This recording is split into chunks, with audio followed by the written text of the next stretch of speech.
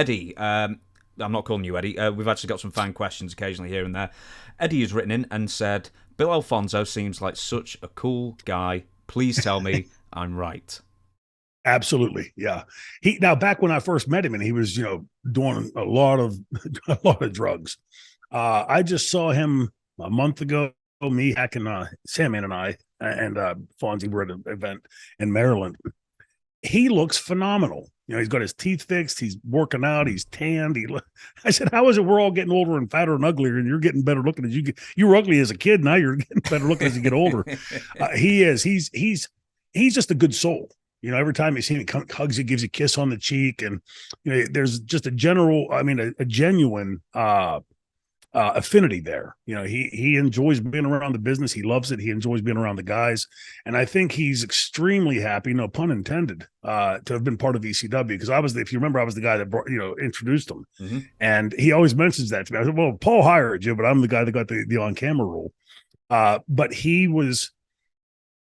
In talking about ECW and the legendary status it's sort of taken on, and we've talked about that before, but I see each one of those people, all the personnel in that dressing room, were all integral pieces of getting that company over. It wasn't the Shane Douglas show or the Triple Threat show or the Francine show. It was ECW, the family, the fraternity. And in my understanding of the business, since I've watched as a kid, I don't ever remember another promotion where that was the case. It was always two or three guys that were at the top, and then the rest of the guys were, also, when you roll through those those big names at the top to do this, and all of a sudden, and there were a whole bunch of other guys that blurry down at the bottom. ECW, Mikey Whipwreck, a hugely important piece. The Blue World Order, couldn't change. There was no other irreplaceable. You couldn't replace them with anybody else that could do what they did. Francine, Tammy, the Pit Bulls. I mean, each one of those names, each one of those entities, each one of those wrestlers contributed to the success of ECW and all the drama that was going on in the back with the Chris and Tammys and the pretty much everybody in the dressing room, me included, at one point. All of that was part of that success and part of its downfall. It's just, the yin and the yang of ECW. And I think that's why it has still an allure to the fans. It's this monster beast that grotesque in some ways and amazing in other ways. But I said something to one of the other wrestlers last week, and I don't need to mention it. This person had said, ECW killed the business. Mm-hmm. And I first thought that the guy was just, dabbing at me, like to get under my skin. And he said it a second or third time, and I finally, are you fucking with me? And he's saying, I heard him telling Moose that they stopped teaching psychology in the 80s. Well, the 80s is when I trained and broke into the business, and I certainly was trained into the psychology of it. In fact, I was beaten over the head with it for the first 7-8 years in the business. And obviously the other guys in my generation, Tom Zank and Johnny Ace and Bam Bam and Candido and Brian Pillman, all of us were steeped in psychology. But I think that there's, again, that yin and yang of ECW, there was all this amazing stuff going on screen, all this soap opera stuff going on backstage, and this just whole sort of chaotic situation that created lightning in that bottle. And a lot of good, a lot of bad. But it remains to this day the one thing that you hear fans keep chanting ECW. WWF was great in the time. WCW, NWA, UWF, all those promotions, Memphis, they all had their time, and they were all well watched and well respected. You don't hear them chanting it like they still do ECW. So, we weren't a perfect promotion, far from it. But I think all of us would say. I was actually going to say something. Then is one of my early questions that I actually skipped over, and then I was going to bring up because Chris was telling me the same story. About ECW. Did ECW kill the business? In your opinion, does ECW get too much of a bad rap for maybe introducing almost like this "can you top this" mentality? As far as like the match style, the extreme weapons and stuff like that. Or was that just where the business was going anyway?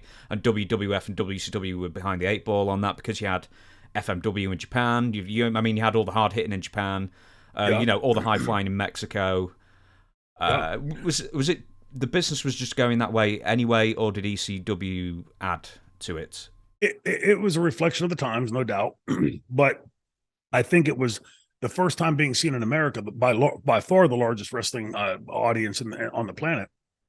And wrestling had been such a big part. A little side note, if for the fans out there who don't know, professional wrestling was the very first program beamed coast to coast on the Dumont network.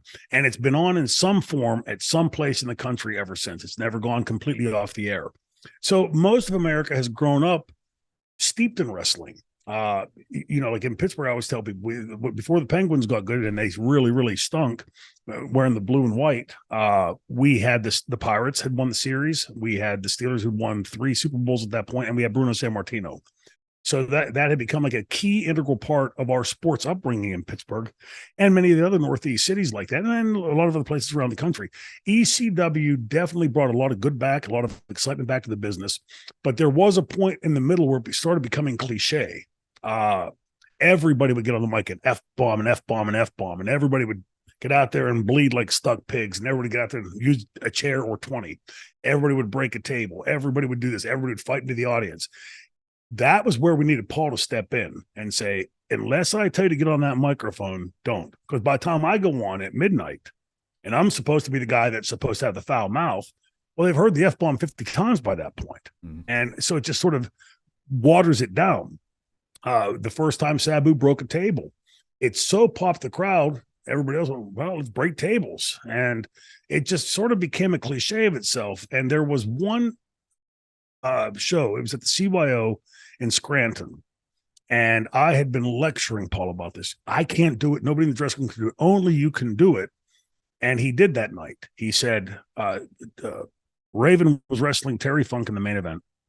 And he said, nobody use a table. Table's off limits till that main event.